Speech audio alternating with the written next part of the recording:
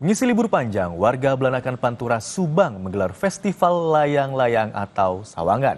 Selain sebagai ajang kreativitas dan mengasah ketangkasan, festival ini pun menjadi sarana hiburan bagi masyarakat.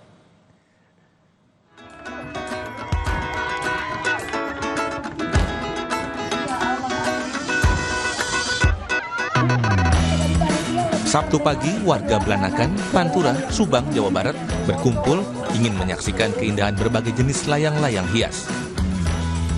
Acara yang diikuti puluhan peserta ini digelar untuk mengisi masa libur panjang Tahun Baru Islam dan akhir pekan. Aneka kreasi layangan, mulai dari barongsai naga panjang, kapal nelayan, hingga jenis tradisional turut dipertontonkan. Ya, tujuan dan kegiatan ini adalah untuk melestarikan permainan anak-anak khususnya di daerah pesisir pantai utara Kabupaten Subang. Jadi kita sudah ketiga kalinya melaksanakan festival sawangan ini.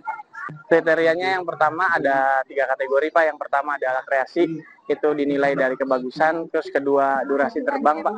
Dan ketiga adalah suara petengan. Warga pun dibuat kagum menyaksikan keindahan layangan yang meliuk-liuk di udara. Dari sebelum acara ini udah dipersiapkan dengan matang.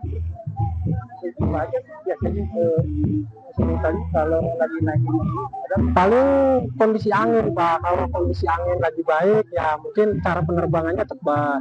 Kalau kondisi anginnya kurang ya mungkin penerbangannya agak susah.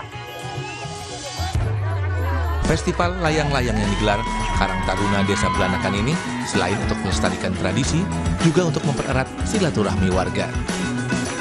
Henry Irawan, Kompas TV Subang, Jawa Barat.